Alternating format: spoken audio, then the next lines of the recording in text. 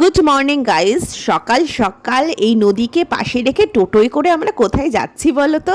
Full family মিলে আমরা চলে এসেছি আজকে বেথুয়া ডহরির অভয়ারণ্যে। শীতকাল বলে কথা, বাচ্চাগুলোর ছুটি, ফুল ফ্যামিলি মিলে মজা করতে কার না ভালো লাগে। আর এখানে দেখো এই মিউজিয়ামটা কিন্তু দেখার মতো ছিল। আর বেথুয়া ডহরি ফরেস্টার সারাউন্ডিং যে বাগানটা সেটা কিন্তু খুব সুন্দর, ওয়েল মেনটেন। এখানে আমরা দেখলাম সাদা কাকাতুয়া এবং সাদা ময়ূর, যেটা খুব কিন্তু দুর্লভ।